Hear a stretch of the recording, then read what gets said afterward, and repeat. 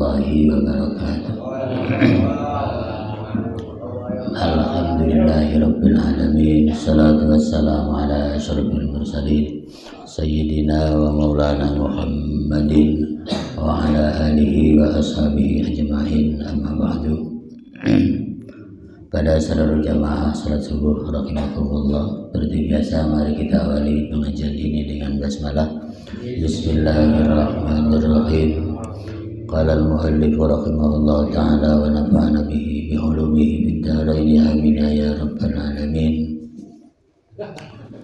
Qala as-Sadiyu lamma jalasa Yusuf ala sariril maliki fawwada ilaihi al-malik ar-rayyan amrat diyaril misri syarqan wa gharban.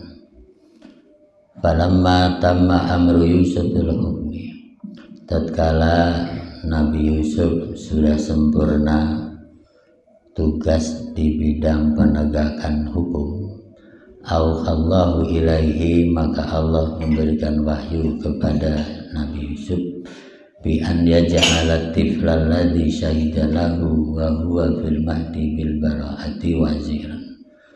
Maka Allah perintahkan kepada Nabi Yusuf untuk menjadikan anak kecil yang masih digendong pada saat itu, yang menjadi saksi bahwa Yusuf bebas dari tuduhan perselingkuhan, waziran, supaya diangkat jadi menterinya Yusuf.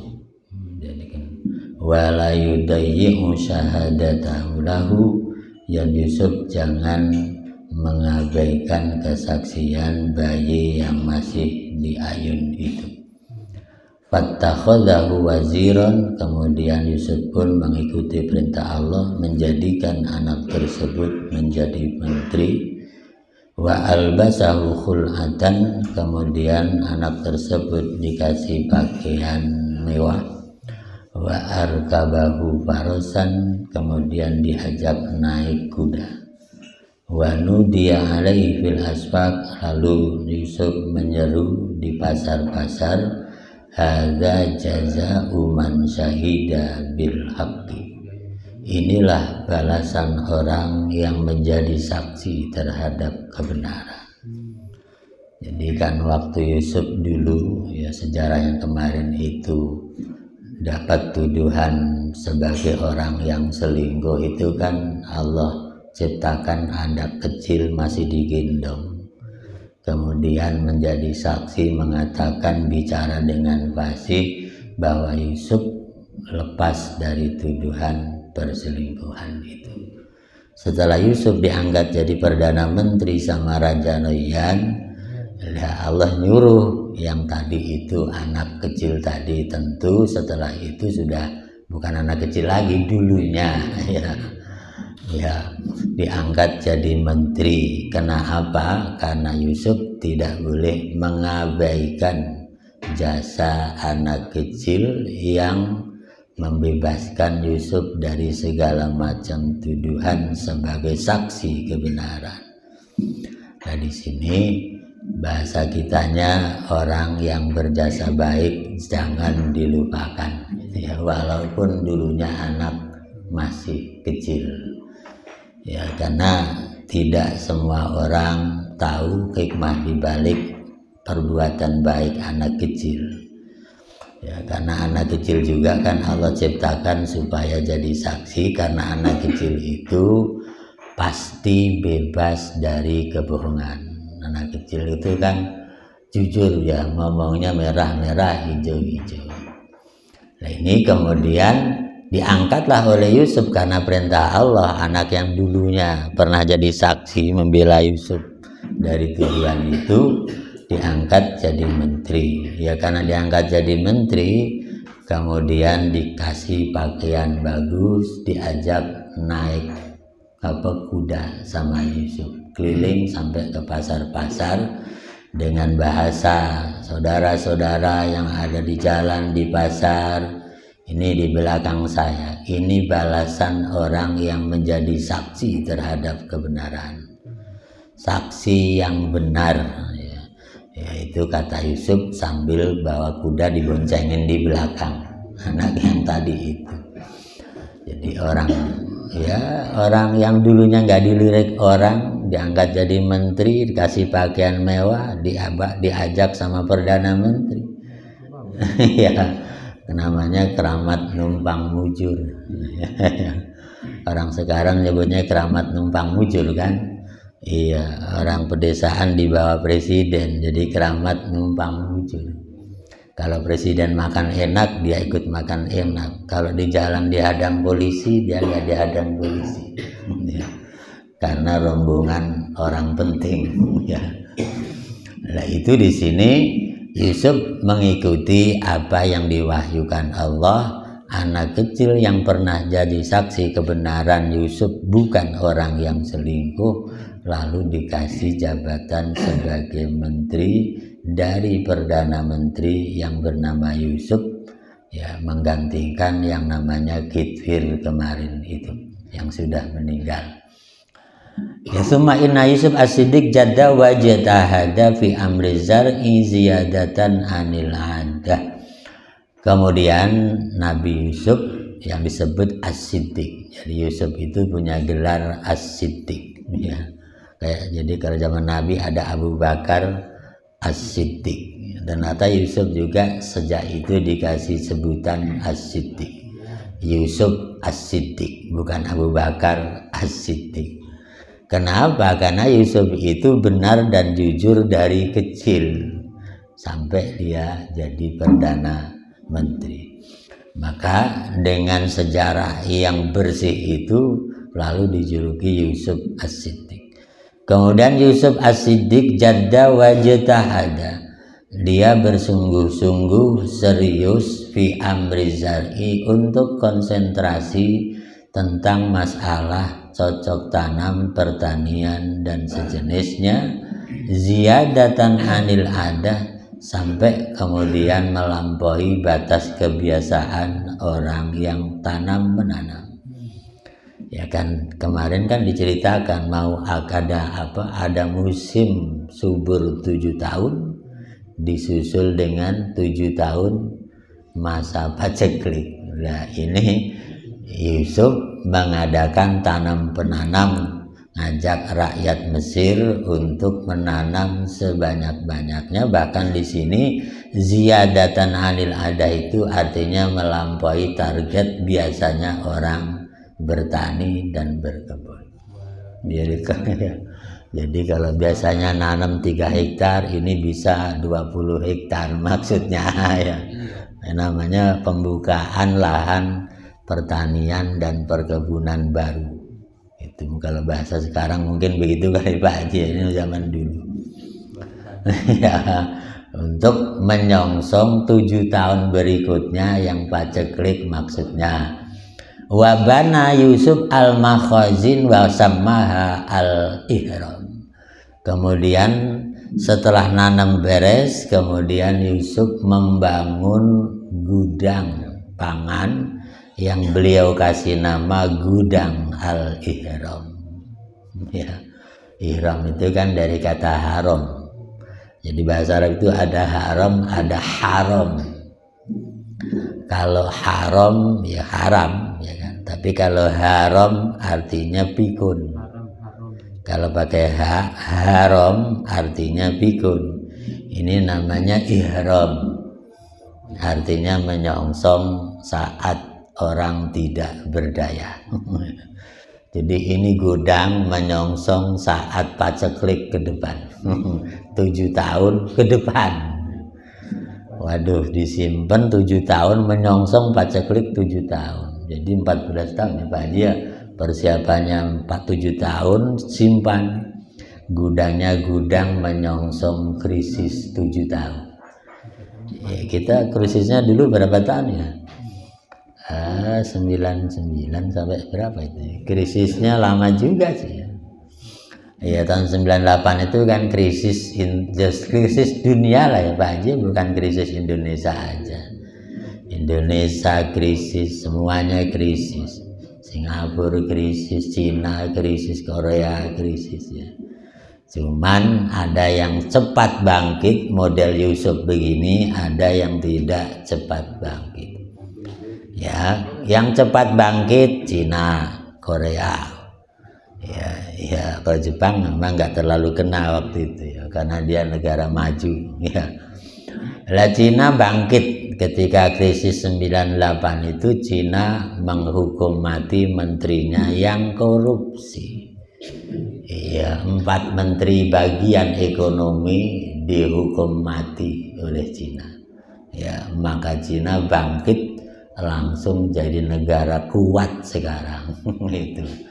Kemudian Korea sama, anaknya presiden dihukum mati juga, ya kan? Maka Korea bangkit jadi negara maju.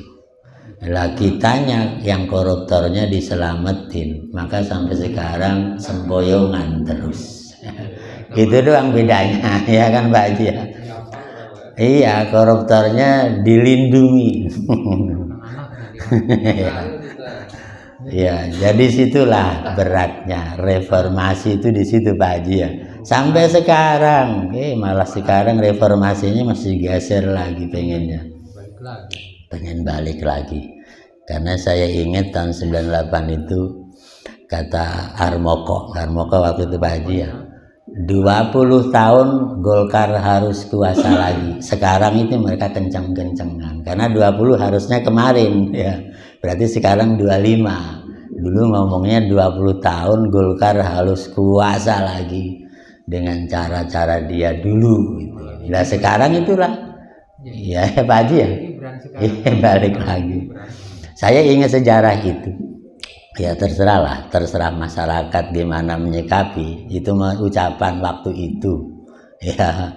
Makanya sekarang dana mereka kucurkan sebanyak-banyaknya sampai nggak punya calon nggak apa-apa. Ada yang partai besar kayak nggak punya calon, ini mah nggak masuk akal ya. Ya partai besar nggak punya calon, kurang orang atau bagaimana? Partai yang nggak punya suara suruh naik malah. Ya itu mah sejarah masa lalu. Yang jelas Yusuf menyongsong kayak begitu itu. Kalau ada krisis, kalau udah siap kan nggak apa-apa gitu.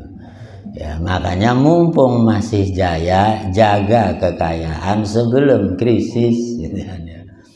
Karena kalau krisis nggak siap, ya hancur beneran, gitu kan. Tapi kalau krisis sudah siap, ya paling tidak imbang lah ya, nggak terlalu jatuh amat. Itu zaman ya, namanya juga kehidupan selalu saja berubah, kadang naik, kadang turun ya. Itu wa khazana biha al-ghilal wa asaratil kalmakhazin baqiyatun ilal an fi jihatil fayyum wa ghairiha minal bilad.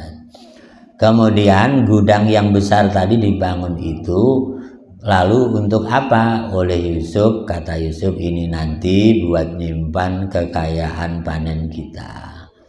Ya, yang kemarin itu kan, artinya gagangnya nggak dilepas, ya kan kemarin gitu, biar awet. Ya, kemudian apakah masih ada gudang zaman Nabi Yusuf itu yang tadi bernama Ihram? Di Mesir ya. Ya sekarang masih ada di sini. Wa atharutil kalmakhazin baqiyatun ilal an. Bekas ya gudang Nabi Yusuf di Mesir itu masih ada sampai sekarang. Fi jihatil Fayyum, yaitu Mesir arah daerah Fayyum. Ya namanya daerah Fayyum karena Mesir itu namanya macam-macam ya. Wa ghairuha, dan juga kota-kota selain kota Fayyum dari Mesir. Karena kalau Kairo kan kota ilmunya, kalau Fayyum itu kota ekonominya. Ihram juga kota ya kekayaan negaranya. Kalau kita mah Jakarta ibu kota, gudang kekayaannya di mana Pak Haji? Lumbungnya Kerawang, Bekasi. Kalau di Banten Pagelaran ya. Pagelaran sana-sana itu misalnya luas Pagelaran. Panimbang ya benar Mbak ya. Lah itu ada kan lokasinya beda-beda maksudnya ya, bagian ini pertanian, kehutanan. Nah ini namanya Fayyum ya kan, di Mesir namanya Fayyum ya. Wastamarra ala khuzunil gilali fi kisbi qasabiha wa sumbuluha sab'asinin. Nah, kemudian begitu panen oleh Yusuf diumumkan, dah hasil tanamannya ya nanti dipanennya jangan dilepas dari gagangnya, dari rantingnya. Ya sama sinin selama panen 7 tahun itu. Jadi panen jangan dilepas dari gagangnya, rantingnya ada, simpen di gudang, terus panen lagi sampai 7 tahun. Ya. Itu wahia as-sinin al-mukhsabah, maksudnya tahun-tahun kejayaan panen. Falamma madat, ketika itu sudah berlalu, dakhalat as-sinin al-mujtibah, masuklah tahun paceklik 7 tahun berikutnya. Wal'iyadzubillah. Ya waqa'al ghala wal qahta. Ya maka terjadilah semuanya serba mahal. Ya tahun 7 tahun sudah panen kan, tahun pacekliknya terjadilah serba mahal ghala itu, wal qahta dan paceklik. Nah sekarang serba mahal gak bagus. Udah serba mahal belum ini di sini. Ya terjadilah musim serba mahal, wal qahta dan paceklik, tambah nggak ada hujan. Udah mahal nggak ada hujan, lah udah itu nyatu kan. Kenapa mahal? Karena nggak ada hujan, ya kan? Nggak ada hujan nggak bisa nanam, akhirnya krisis pangan, serba mahal. Akhirnya wastaddal bala'u binnas, ya kemudian bencana melanda semua masyarakat Mesir pada saat itu. Ya. Qala falamma dakhalatis sinil al-mujdibah awwalu man jaa al-malikur rayyan. Ketika terjadi paceklik seperti itu, ya maka orang pertama kena dampak paceklik kelaparan adalah Raja Rayyan sendiri. Ya. Jadi begitu paceklik yang dibikin lapar sama Allah justru rajanya dulu, Raja Rayyan.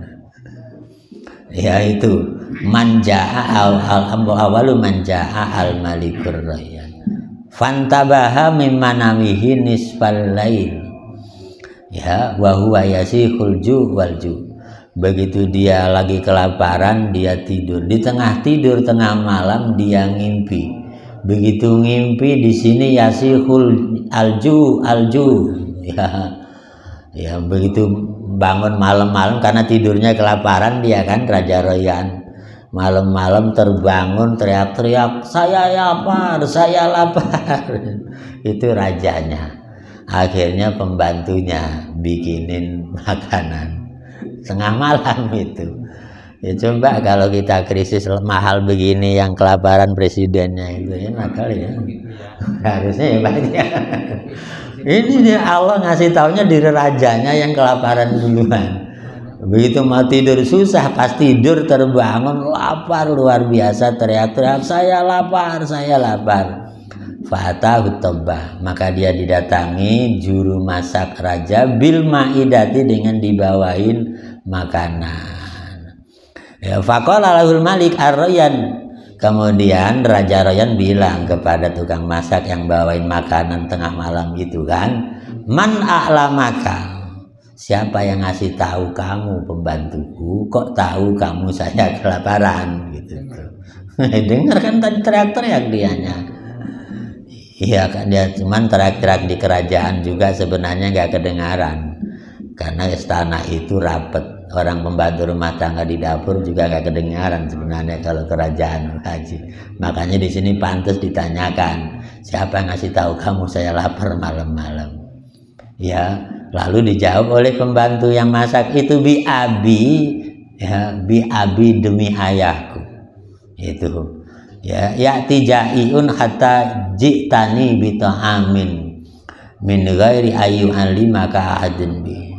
Ya, kemudian dia jawab ahlamani bidzalika Yusuf. Sebenarnya yang ngasih tahu raja lagi kelaparan malam ini adalah Yusuf namanya. Yaitu Perdana Menteri tadi kan. Itu. Jadi tuh rajamu lagi kelaparan, kata Yusuf kepada pembantu rumah tangganya. Falamma akala wa farogo, begitu dia dikasih makan, dia makan, selesai makan, ja'a bil hal, spontan lapar lagi. Ya, hukuman berarti ya Pak Haji ya. Iya, tadi kan terakhir malam lapar dibawain makanan, habis makan baru dibuka masuk lapar lagi. Ya, spontan langsung lapar, kosong lagi perutnya. Oh, itu berarti lapar hukuman, bukan lapar ini ya. Iya, ya harusnya gitu kali Allah ngasih hukuman biar orang-orang itu tahu. Ya bos-bos pangan itu dihukum lapar terus harusnya ya. Makan hilang lagi lah, makan hilang lagi itu kali ya. Biar merasakan.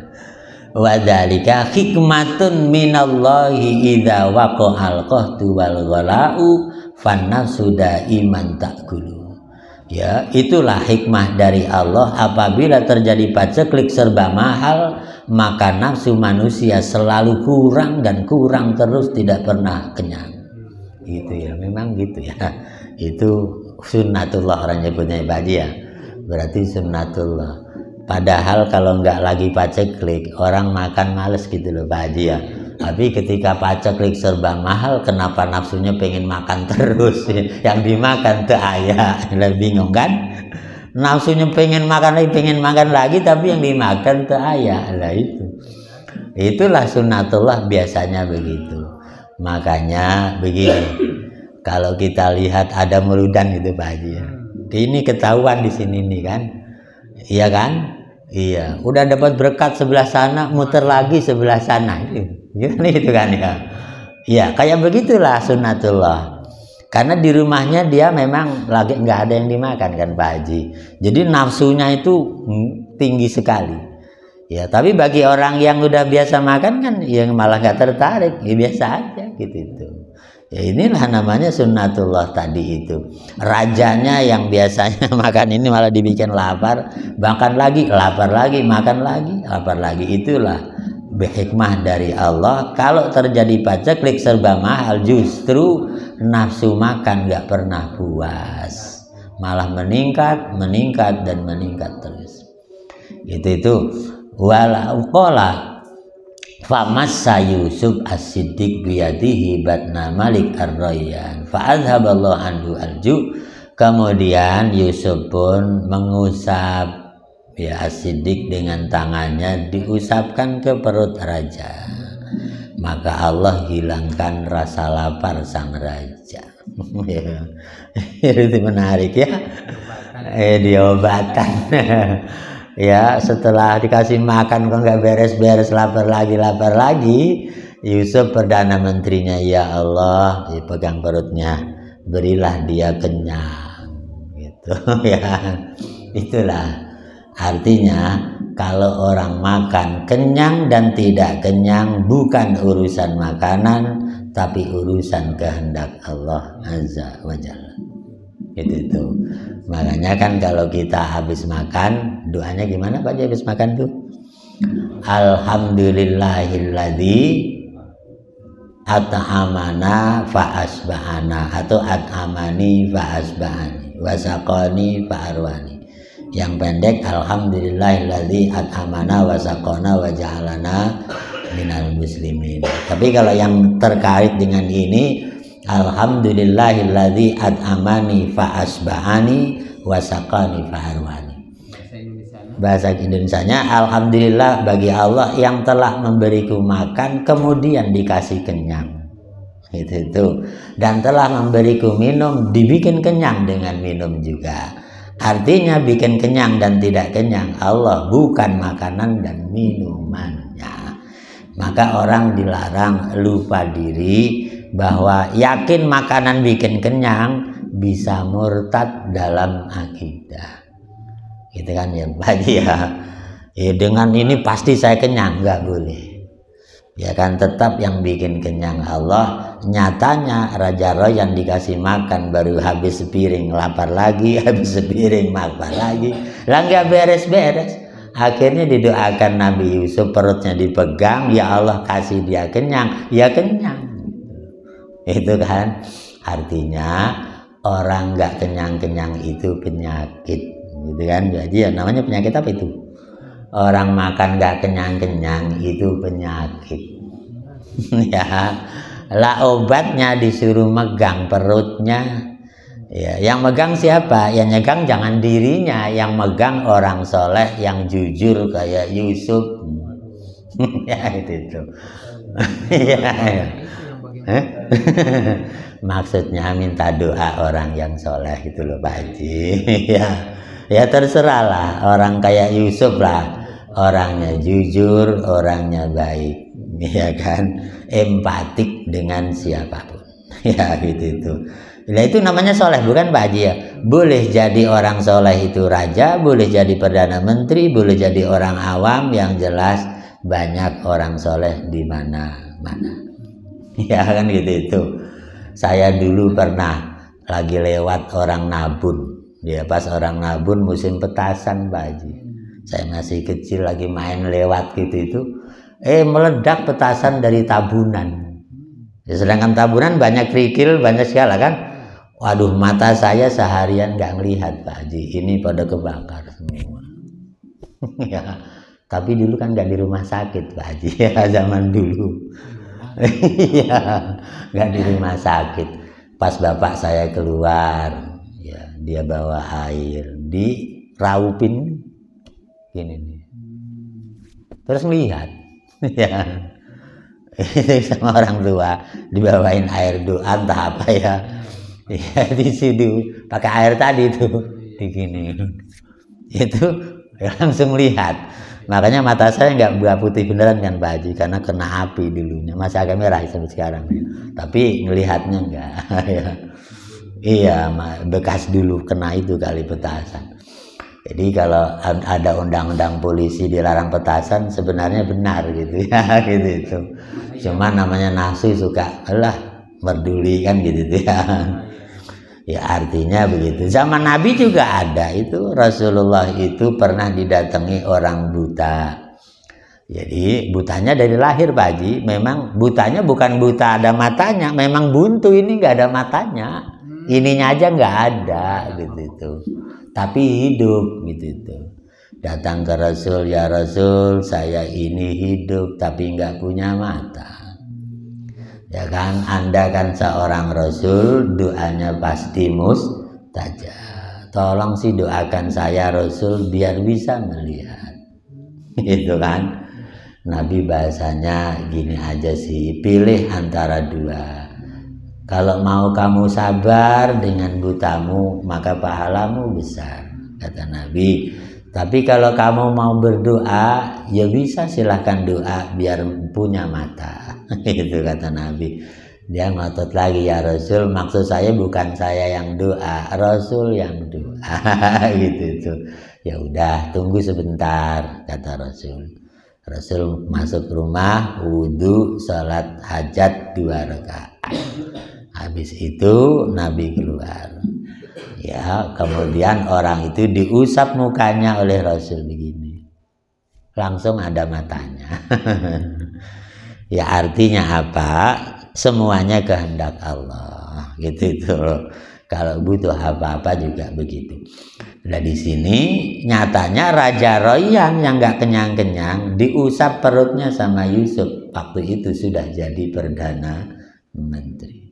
Gitu itu. Ya, nah di sini kita lihat Allah memang negur orang-orang tertentu dengan cara yang baik kalau orangnya baik. Tapi kalau negur orang tertentu nggak baik, ditegurnya juga tidak baik. Gitu doang. Raja Royan walaupun dia tadi itu istilahnya ada kekurangan, tapi kan dia bela Yusuf.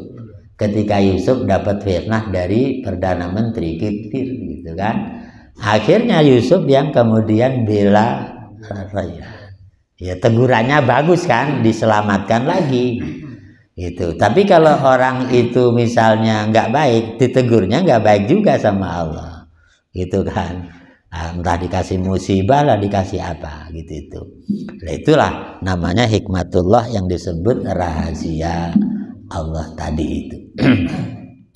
Jadi kalau sekarang orang didoakan biar kenyang itu ya ada, bukan zaman Nabi Yusuf aja kan.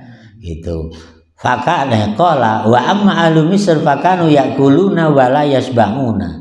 Dan setelah itu paceklik berikutnya ya, penduduk Mesir seluruhnya makan terus tapi nggak kenyang semua. Tadi kan rajanya dulu.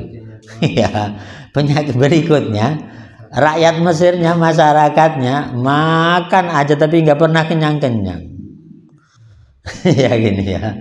Faba'ahum Yusuf as-Siddiq al-Qamha fi awali sanatin bidzahabi wal fiddati wan nuhasi hatta lam yabqa syai'un min dzalika. Ya, maka di tahun pertama itu yang tadi terjadi paceklik kayak begitu, orang-orang makan terus tapi nggak kenyang-kenyang. Akhirnya di sini terjadi ba'ahum Yusuf as-Siddiq al-Qamha.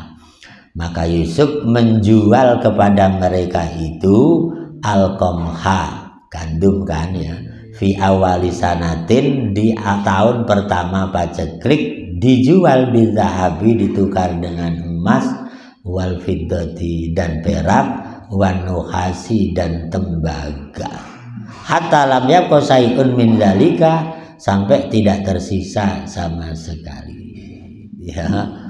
Jadi karena orang itu lapar, makan lapar senegeri lagi ya. Ya akhirnya ya udah, yang bahan pangan tadi itu dijual oleh Yusuf. Jadi mereka nggak punya bahan pangan, punyanya emas. Jadi Yusuf jual panganannya ditukar dengan emas. Itu kalau sekarang namanya apa itu Pak Ji? Barter. Barter ya? Iya, maksudnya barang dengan barang. Iya, pangan dijual ditukar dengan emas dengan perak, namanya barter ya, istilah dagang barter. Iya, jualan barter itu kan boleh kan? Tukar guling apa namanya itu? Barter lah, bahasa dagangnya barter disebut. Nah, ini kan.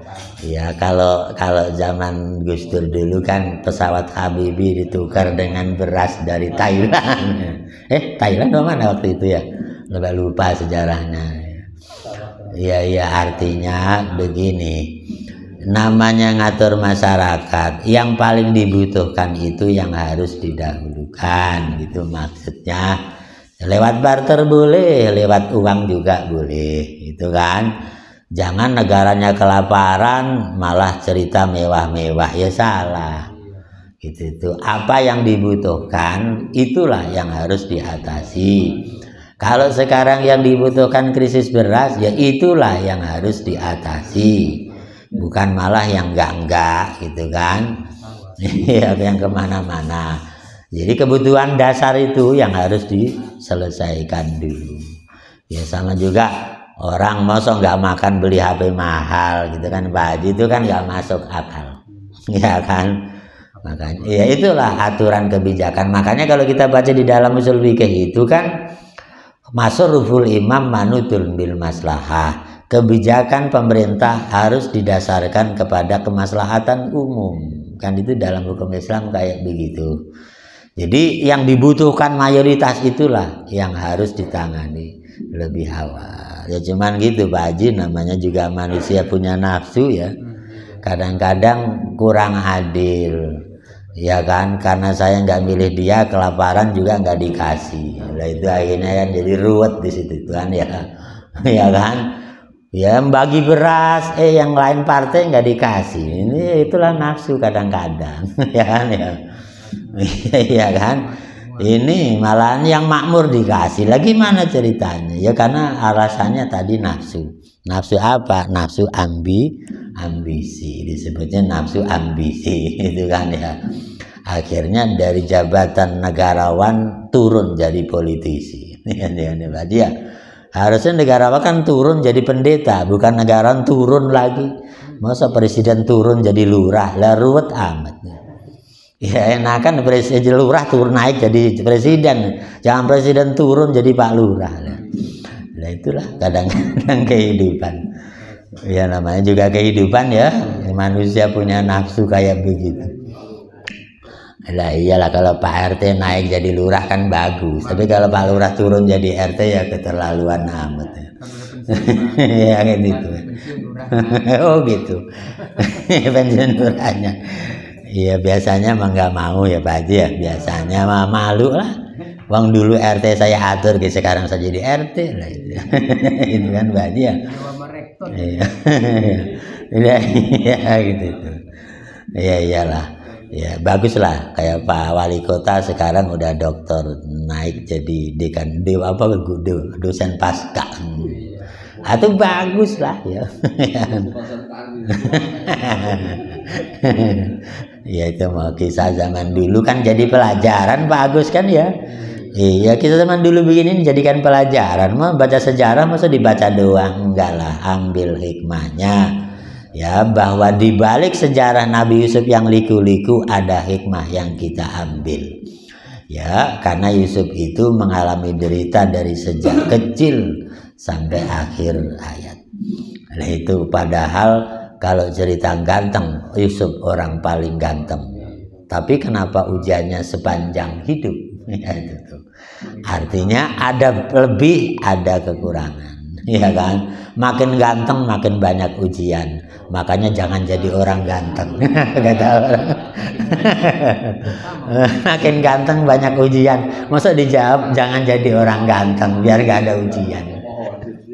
Ya. Iya.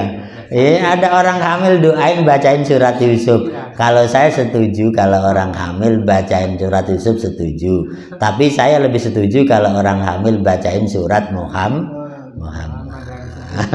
Gitu kan? Lah iya kenapa surat Yusuf? Kalau cara cari surat Yusuf berarti diambil bukan gantengnya, tapi mental Yusuf yang jujur sepanjang masa. Gitu itu. Lempeng dari kecil sampai akhir hayat walaupun terpaan ujian begitu dahsyat. Di sana jangan lihat gantengnya doang loh ya. Sama juga Siti Maryam. Itu maksudnya kehebatan iman dan mental Maryam. Itu kan? Karena kalau cerita cantik Maryam dengan Aisyah pasti cantikan Aisyah. Gitu kan?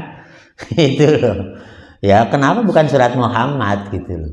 Ya kan surat Muhammad Nabi kitanya, ya kan? Ya ada surat Muhammadnya. Loh, Nabi Muhammad di Al-Quran suratnya banyak. Yasin nama Nabi Muhammad, Toha nama Nabi Muhammad. Muhammad sendiri surat Muhammad juga ada. Itu kan? Ya artinya dibacain Yasin itu namanya surat Muhammad juga. Itu loh ya. Yasin itu nama Nabi Muhammad sama aja.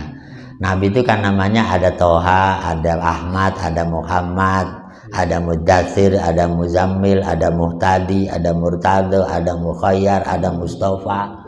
Itu nama Rauf, Rahim, nama Rasul semua. Gitu kan? Lah itu ya bagus lah, harusnya orang gitu. Lengkap lah, surat Yusuf iya, surat Muhammad iya, surat Maryam iya, Yasin iya. Lah nanti orang yang nungguin lama amat. Pulang bubar dulu lah, nggak usah ikut syukuran hamil ya.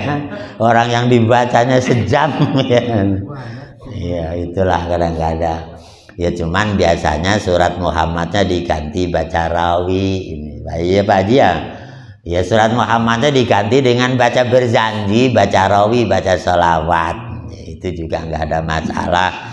Karena kalau ada majelis dibacakan salawat maka nur Muhammad akan hadir, gitu kan? Itu kalau kita yang penting baca salawat itu kan, orang nyebut marhaba. Padahal marhaba itu marhaban. Marhaban itu artinya selamat datang. Siapa yang selamat datang? Satu, selamat datang kedatangan bayi. Dua, selamat datang nur Muhammad dengan salawat. Gitu loh. Maksudnya gitu, bukan marhaban doang ya. Marhaban kan artinya selamat datang. Makanya kalau kita dengar itu di gerbang Klodan ke Kabupaten, marhaban bihudurikum bi Madinati Serang, gitu kan ya. Selamat datang kota Serang, gitu kan ya. Ya kan? Selamat datang masuk kota Serang, di sana itu di mana tuh? Di situ tuh. Ada kan? Kemang ya marhaban bihudurikum bimadinati Serang gitu kan. Selamat datang masuk kota Serang maksudnya baik. Nah sekarang kalau hamil selamat datangnya apa gitu loh marhabannya. Ya selamat datang Nur Nabi Muhammad. Ya kalau ada majelis Nabi ada Nur maka di situ insya Allah saksi syafaat di hari kiamat gitu maksudnya. Banyak-banyak sholawat kan ya, cuman baca sholawat itu yang bener ya Pak Haji ya. Masa marhabannya gentak-gentak gitu kan, nabinya digentak-gentak. Ya janganlah baca sholawat dengan nabinya dimarahi ya. Biasa aja sih, sallallahu ala Muhammad gitu doang kan. Ini mau nabinya digentak-gentak, ya Nabi salam alaika, ini nabinya digentak-gentak, galak amat ya. Pengen dapat syafaat ke nabinya dimarahi. Itulah. Makanya saya kalau ada muludan orang kencang-kencang tuh sedih ya Allah. Katanya muludan ke nabinya digentak-gentak. Atau namanya doa makan enakan santai ya Pak Haji. Ya Allah limpahkan rahmatmu kepada Rasul ya itu kan ya. Yang enaknya itu salawat badar kan, salatullah salamullah. Itu ya wajar baca salawat yang santai gitu itu kan Pak Haji ya. Namanya juga doa. Ini bukan ya Nabi salam alaika. Maksudnya biar berkatnya gede. Itu kan ya. Aduh. Ya inilah yang dapat dibacakan, mudah-mudahan ada manfaatnya. Terima kasih dan mohon maaf. Assalamualaikum warahmatullahi wabarakatuh.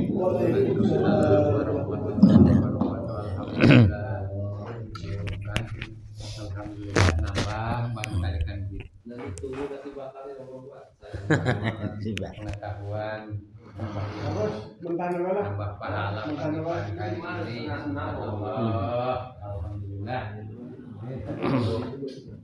Sehat.